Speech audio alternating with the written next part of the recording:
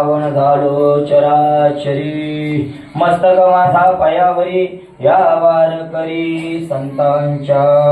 पंढरीची वारी आहे माझे घरी, आणि कण करी तीर्थव्रत, व्रत एकादशी करीन उपवाशी, गायन निशी मुखी नाम प्रस्तुत. प्राप्त प्रसंगी प्राप्त स्थळी प्राप्त वेळी कीर्तनरूपी सेवेसाठी गायला गेलेला अभंग. देऊचे मान साधू वैराग्याचे मूर्तिमंत पुतळे, पाचव्या वेळेस नवे नवे सदैव वैकुंठ गमन करणारे श्री संत जगद्गुरु तुकोबाराय यांच्या अभंग संहितेतील सगळ्यांच्या पाठातला सगळ्यांच्या परिचयाचा 3 चरणांचा अभंग आणि आजच्या सेवेसाठी निवडलेला आहे. अभंगरूपी अलंकाराला शब्दरूपी सुमनाने मढवून, अभंगरूपी अलंकाराला शब्दरूपी सुमनाने मढवून अर्थरूपी दागिना तुमच्या समोर ठेवण्याच्या अगोदर 2 शब्दाचा अल्पसा पर्याय देणं याच वक्त्याचं कर्तव्य आहे. आज आपण ज्या कार्यासाठी एकत्र आलो किम निमित्त, त्या कार्याची थोडक्यात कारणमीमांसा आपल्या समोर मांडता येईल. त्याशी की या ठिकाणी दरवर्षाप्रमाणे आपल्या महाराष्ट्राची राजधानी असणारी मुंबई शहर आणि या मुंबई पासून ते श्री क्षेत्र पांडुरंगाचं त्या ठिकाणी असणारं अधिष्ठान म्हणजे पंढरपूर, या पंढरपूर क्षेत्रापर्यंत या ठिकाणी दरवर्षाप्रमाणे श्री संत रोहिदास दिंडी 16 नवे नवे दिंडी क्रमांक 24 खरोखरच या ठिकाणी ही जी भाविक मंडळी मुंबई पासून ते या ठिकाणी पंढरपुराच्या पांडुरंगाच्या भेटीसाठी निघालेली या ठिकाणी सर्व वारकरी मंडळी, आणि आज या ठिकाणी या 4थ्या दिवसाचा 20वेचं ठिकाण म्हणजे या ठिकाणी आपल्या श्री क्षेत्र नेवाली गावचे सर्वांचे परिचय असणारे श्री हरिभक्ती परायण वंडार मामा भोईर, तसेच त्यांचं या ठिकाणी सर्व कुटुंबीय नवे नवे ग्रामस्थ मंडळी, आणि या ठिकाणी या सर्वांच्या या ठिकाणी या पालखीचं झालेले सर्वात मोठं स्वागत. आणि आज या ठिकाणी या 4थ्या दिवसाच्या 20वेच्या ठिकाणची असणारी कीर्तन वाक पुष्पसेवा माझ्यासारख्या यशकिंचित पामराच्या वाटेला आलेली आहे.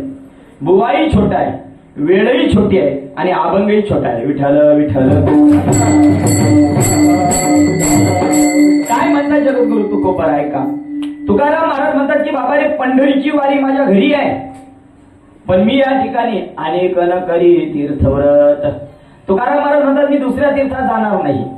नवे नवे त्या ठिकाणी मी काय करीन, तर त्या ठिकाणी मी व्रताचं त्या ठिकाणी आचरण करीन. व्रत एकादशी करीन उपवाशी, मी व्रत एकादशीचं करीन, पण त्या ठिकाणी मी जीवनामध्ये काय करीन, तर गायीन अहर्निशी देवाचं भजन करीन. नवे नवे ते एवढं भजन करीन, एवढं भजन करीन की त्या ठिकाणी माझ्या वाचेला, त्या ठिकाणी माझ्या वाणीला त्या ठिकाणी काय ओळख लागेल, आणि त्या ठिकाणी मला मिळणारे जे पुण्य ते कल्पांतापर्यंत सरणार नाही. एवढं या ठिकाणी पुण्य असा या अभंगाचा धावता. विठ्ठल विठ्ठल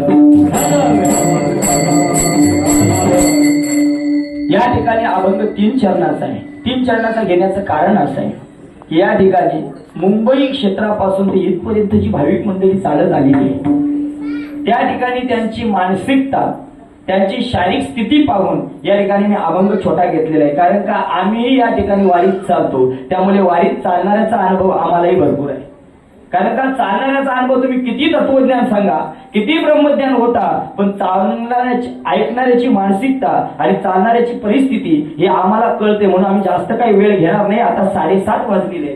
अभंग 3 चरणाचा आहे, पण जेवढी आपल्या वेळेमध्ये अभंगाची चरण सुटतील तेवढी आपण सोडण्याचा प्रयत्न करू आणि बाकीचे सोडू, नाही का? आता 3 चरणाचा अभंग आहे. 1 चरण सोडण्यासाठी कमीत कमी 1 तास जाईल, तर 3 तास आपल्याला चालतील. मी तेवढा वेळ घेणार नाही, पण मला सांगा आपण किती वेळेमध्ये या ठिकाणी अभंगाचा भाव तुमच्या समोर मांडता येईल. मला टाइम द्या, तेवढ्या वेळेमध्ये मला जेवढे सविस्तर चिंतन तुमच्या समोर मांडते तेवढे मी चांगल्या प्रकारे तुमच्या समोर मांडण्याचा प्रयत्न करणार आहे. आता 7:30 वाजलेले आहे, 7:35 झाली. 7:15 8:30 काय करत नाही. विठ्ठल विठ्ठल पहा, आज या ठिकाणी आपण पाहतोय की या ठिकाणी आपण पंढरपूर क्षेत्राच्या दिशेने या ठिकाणी काय करतोय, मार्गस्थ झालेलो आहोत. पण त्या ठिकाणी मनुष्य जीवनामध्ये त्या ठिकाणी माणसाने जन्माला आल्यावर पंढरीची वारी, ज्ञानोबा तुकोबाराची वारी म्हणा किंवा त्या ठिकाणी निवृत्ती दादाची म्हणजे संतांची की देवाची वारी केलीच पाहिजे. तुम्ही महाराज वारी काय केली पाहिजे, वारी केल्यावर माणसाच्या जीवनामध्ये काय असा लाभ आहे, काय फळ आहे, तर त्या ठिकाणी तुकाराम महाराज म्हणतात की बाबा रे, तुमच्या जीवनामध्ये वारी महत्वाची का?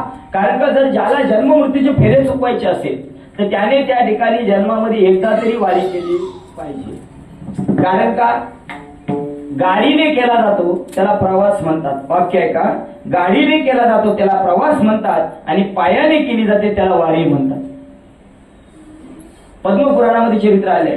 तुम्ही जर त्या ठिकाणी गाडीमध्ये कितीही त्या ठिकाणी पंढरपूरला जा, पण त्या ठिकाणी वारीचं जे पुण्य आहे ते गाडीत गेल्यावर तुम्हाला पुण्य महाराज मिळणार. यात्रा मुखी राम